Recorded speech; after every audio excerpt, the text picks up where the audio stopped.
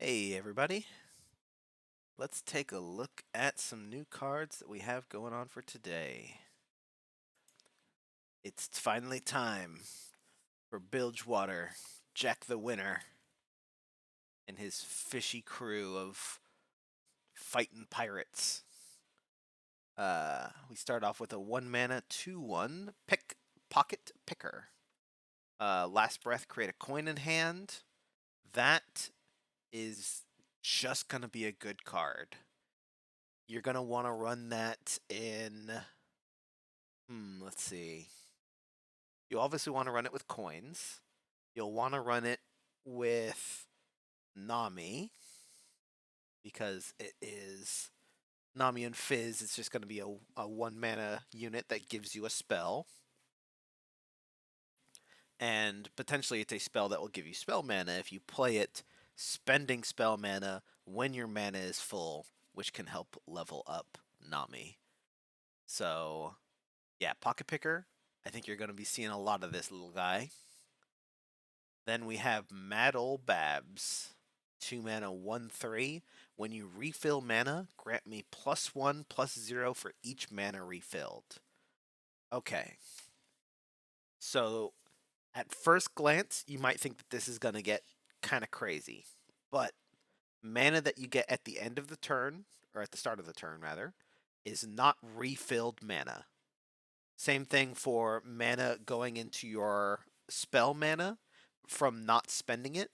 That is not refilling your spell mana. That is not actually that mechanic. That is you gaining mana. It's not refilling it. It has to. If you need a better way to think of it, something needs to be filled before it can be refilled, and it's checking that per turn. So what that means, what is refilling mana? That's going to be a tune, which you have all over the place in Bilgewater. So that's going to be the easiest way. She gets +1/+1 when you play an Attune card. But obviously, she's coming out in this set with and Jack and coins. It's going to work with coins. Coins is going to be the biggest way to just give her a ton of stats all at once. Just make sure she's on the field when you do it. Lastly, it's going to work with the spells that specifically refill your spell mana, which there are, I believe, 3 of that I can think of off the top of my head. There's a PNZ. There's 2 PNZ ones. One is the 3 mana one that generates the 6 mana card that refills your spell mana. One is Formula that came out recently, the draw 2 cards and refill your spell mana. And lastly, there is the one that I think works best with Mad Ol' Babs. In Bandle City, there is Shell Game, which is give a unit elusive and I believe +1/+1 and refill your spell mana. That is going to be a card that is going to give Mad Ol' Babs +4/+1, I believe, in total, and elusive, so you'll be able to get a pretty solid hit in. Other than that, Mad Ol' Babs, I think not too crazy. You can try to set some stuff up, but on her own, she doesn't have any keywords. So I think she's mostly just gonna, unfortunately, languish in the card collection and not see very much play. But I mean, luckily her first iteration, the Fortune Croaker, because that is that same character. Fortune Croaker does see play and will probably continue to see play. So it's fine. Sorry, Mad Ol' Babs. A little bit too mad, I think, to see you go too far. Uh, Bark Knuckles. Bark Knuckles, first off, very funny puns. Barnacles, but Bark Knuckles, because it's a glove covered in barnacles. 2 mana +1/+1 that gives you. So this is 2 mana weapon that's going to give you stats +1/+1, a keyword with brash, and on strike create a coin in hand, this is an amazing card. This is doing a lot. Uh, Once again, every time we see a cheap coin generator, we'll just say you'll see it in Fizz, you'll see it with coins, you'll see it with Nami. It's going to work with all those things. But this in particular is going to work, I think, in a lot of places. If you care about equipment at all, you're going to be able to see it. Um, just getting that extra keyword to potentially make something not get blocked.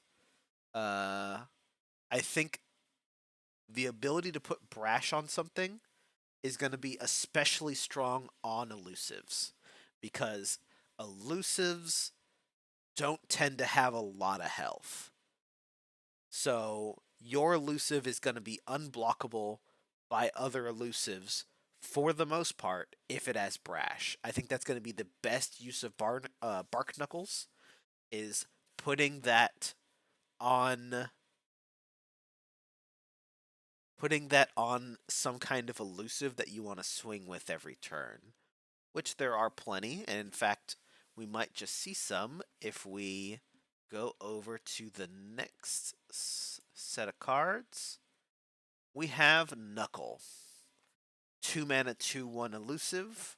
When I'm summoned, create a fleeting Mako in hand. And let's just go through all these.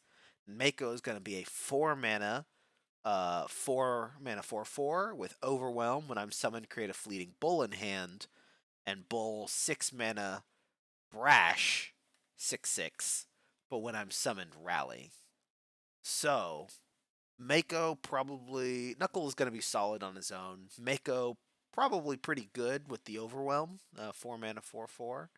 And then Bull, Brash is probably the weakest of the keywords, but you're getting a rally off of that. So if you add all that up, though, that is 2 plus 4 is 6 plus 6 is 12. That is more unit mana than you can have in a turn. So the only way to play this, quote unquote, only, big quotes there, is coins. So easiest way is if you could on turn 10, if you can just get if you have 2 coins, you can do the full combo. On turn 6 is the earliest you could do this without ramp. And turn 6 you could do this with um you could do this with 6 coins. So if you can get 6 coins by turn 6, that is going to be a much stronger turn than doing this on turn 10. Turn 10 is pretty late in the game for a 2/1, a 4/4 overwhelm, and a brash to really make that much of an impact. Unless it's like, the kind of game where both sides are out of resources. But that kind of situation happens a lot less often in modern Runeterra than there used to be. There's so many ways for people to just kind of refill and keep themselves topped off on cards. So the strongest thing to do here is go for like a 6, generate coins as quick as you can by turn 6 or 7, and then go for Knuckle, Mako, Bull, and Rally on the opponent's turn, or Knuckle, Mako, Swing, then Coin into Bull. So, I talked about Coin being the only thing that can do this, but there's a couple other things. First, and easiest thing is first and easiest thing is going to be something that I think most people aren't going to mention, but this is the easiest way to do it. And that is a little card called Stress Testing. Now, you may not remember stress testing. Let me go ahead and see if I can pull it up for you. Up. Here we go.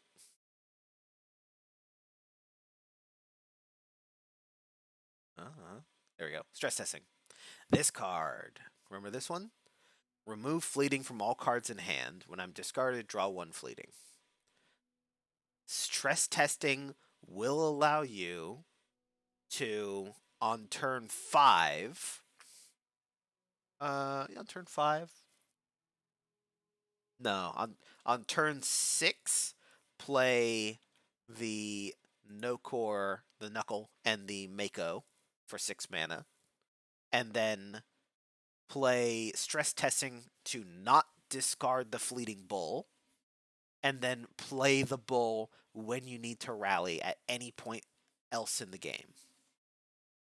Uh, so stress testing is going to be a way to really just make that work, I think, in a way that doesn't need to be done all at once, which is interesting. I think that's pretty cool.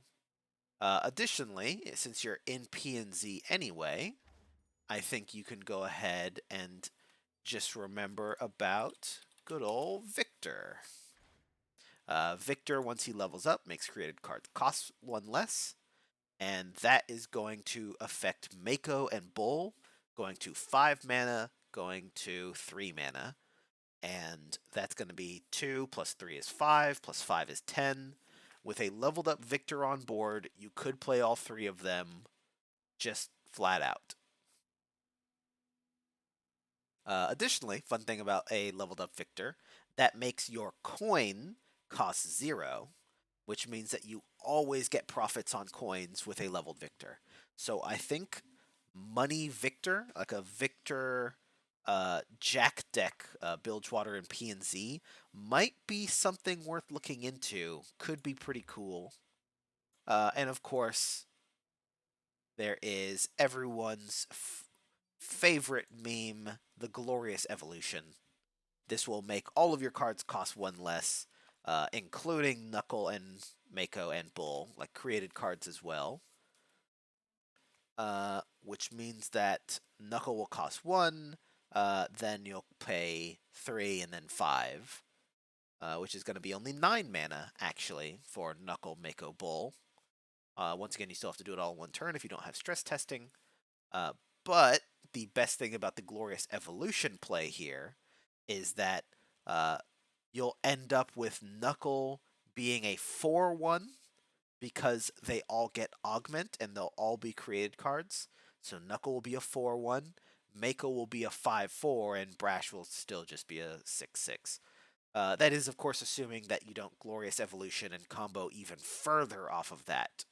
So I think there is something to be said for mixing these cards with P&Z. That's definitely what I'm going to do. Yeah, but that is all of the new cards for today. We are getting Jack tomorrow. We may be getting patch notes either tomorrow or the next day.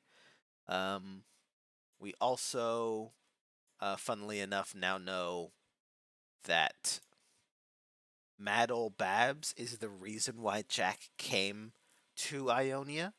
You can see there that she has one of Set's invitations to his arena. So they were not actually invited, but they did have an invitation. In the background there, you can kind of see a foot. In the full art, you see the person, a Navori person, being dragged away by fish people, Jack's crew. Yeah.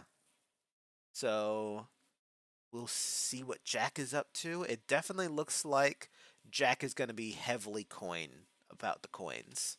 Set was indirectly about coins, right? Like Set was had a payoff for spending a bunch of mana, which coins help you get mana, which you can then spend. Set wants you to spend a certain amount of mana in one turn once he's level 2.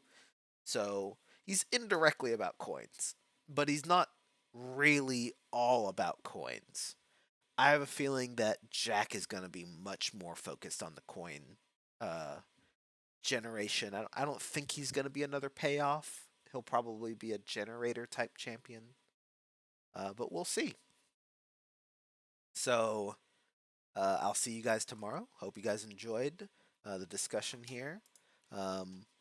These cards look really good. Bark Knuckles, probably the best. Maybe the K is silent. Maybe you just call it Bar Knuckles. I'm going to see what other people end up calling this. The Knuckle combo. You can't just put it anywhere, but it'll be pretty fun in, I think, especially P&Z or with coins. Yeah. So, hope you guys enjoyed, and I'll see you guys tomorrow.